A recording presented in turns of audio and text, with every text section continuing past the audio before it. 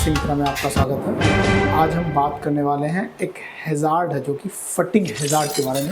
ऐसे हैज़ार्ड के बारे में हमारे आप इस चैनल के ऊपर वीडियोस देखे होंगे, पहले भी बहुत सारे ऐसे वीडियो हैज़ार्ड के बारे में, बहुत सारे अलग अलग पर्टिकुलर हैज़ार्ड के बारे में भी बने हैं। और हैज़ार्ड क्या है उसको भी डिफ़ाइन किया गया, रिस्क क्या है उसको भी डिफ़ाइन किया गया।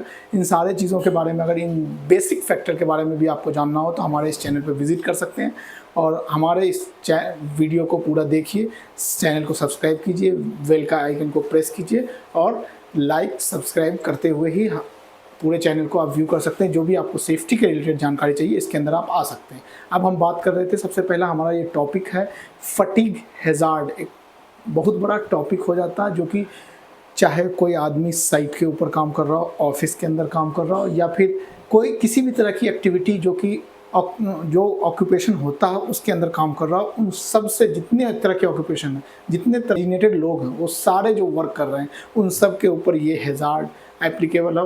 वो सब इन हैज़ार्ड के साथ सफ़र करते हैं। अगर उनके साथ कुछ, हम अभी आपको बताने वाले हैं कि क्या क्या रीज़न्स होते हैं जिसकी वजह से ये हैज़ार्ड लोगों को ज़्यादातर अटैक होता है, लोगों को इससे इफ़ेक्ट होता है, और क्या ऐसा बचाव है जिसके ज़रिए से हम इससे बच सकते हैं फटीग से।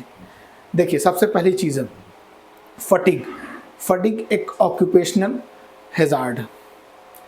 उसके बाद इसमें क्या होता है, सबसे पहला चीज़ है कि कोई भी आदमी वर्क करता है, जो वर्क प्रोसीजर अपना 8 आवर 7 आवर 9 आवर, जहाँ का जो प्रोसीजर हो, प्रोसीजर के अकॉर्डिंग एक इंसान का माइंड, मेंटली भी इंसान मेंटेन रहता है कि इतने आवर्स हमको वर्क करके यहाँ से कंप्लीट करके वर्क को आगे की तरफ बढ़ना।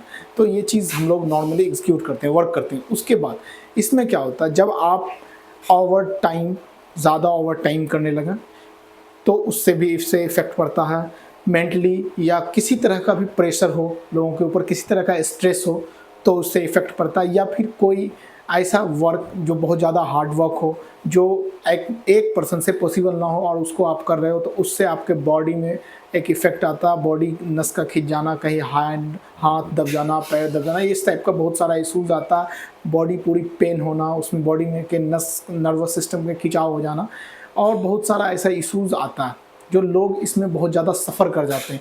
बहुत सारा फटीग इस तरीके का भी होता है जो कि आप सडन टाइम, जिस वक्त आप एक्टिविटी कर रहे हैं उस वक्त आपके ऊपर अफेक्टेड होगा। लेकिन बहुत सारा फटीग ऐसा होता है जो कि आपको बहुत ऐसे, आप रेगुलर एक्टिविटी कर रहे हैं तो कुछ दिन के बाद, 1 साल के बाद, 6 महीने के बाद, 2 महीने के बाद आपके ऊपर अफेक्टेड होता है।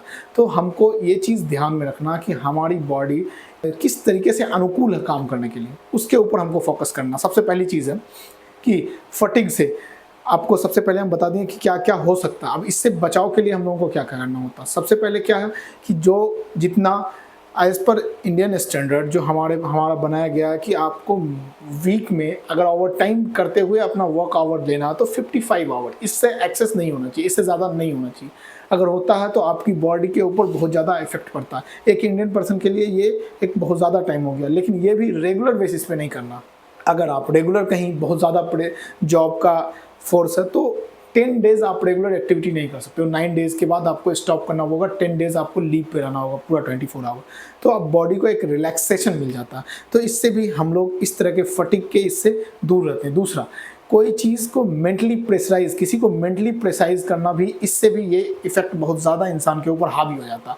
तो इस चीज़ से भी हमको बचाव करते हुए अच्छे तरीके से काम करना कि ज़्यादा मेंटली प्रेशर ना हो। अगर जो काम 2-3 लोग कर सकते हैं वो किसी एक के ऊपर अगर आप देते हैं तो वो भी उस पर अटैक हो जाता है। दूसरा, बहुत सारे लोगों का आपने देखा होगा कि सडन रिस्पांस नहीं हो पाता। अगर उसको फटीग का इफेक्ट हो जाता है तो सडन रिस्पांस मतलब कोई भी अगर आप आवाज़ दे रहे हो या सामने से कम्युनिकेट कर रहे हो उसको, तो वो सडन रिस्पांस नहीं कर पाते, ऐसा होता है। उसके बाद मेमोरी लॉसेस का भी चांसेस हो जाता है लोगों का।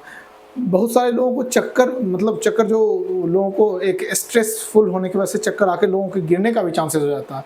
तो इस तरह का बहुत सारा इफेक्ट है, एक इफेक्ट नहीं है। तो हम लोग इससे बचाव करते हुए किसी भी इस तरह से स्ट्रेस या किसी भी इस तरह से पेनफुल लोकेशन या ऐसा एटमॉस्फेरिकल प्रेशर, ऐसे जगह पे हम लोग काम करने से बचें और अपनी बॉडी को सेफ और सुरक्षित रखें।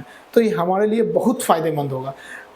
ऐसे भी आप लोग नॉर्मल सिचुएशन में भी हम लोग देखते हैं कि कोई भी ओवरलोडेड पर्सन हो तो जो काम कर रहा हो उसमें बहुत सारे मिस्टेक्स होते हैं उनसे, उनको ऑलरेडी उस चीज़ का बहुत अच्छे से नॉलेज है, लेकिन प्रेशराइज होने की वजह से उनसे मिस्टेक्स होता है। तो ये भी एक तरह का मेमोरी लॉसेस टाइप का ही एक्टिविटी में आ जाता है। तो हम लोगों को ये सब चीज़ ध्यान रखते हुए बहुत अच्छे से वर्क को परफॉर्म करते हुए काम करना, उससे क्या होगा, हम लोग सेफ वे में और अच्छे तरीके से काम कर सकते हैं। चलिए हम लोग आज का वीडियो यहीं एंड करते हैं। सेफ रहिए, सुरक्षित रहिए और अच्छे से काम कीजिए। धन्यवाद।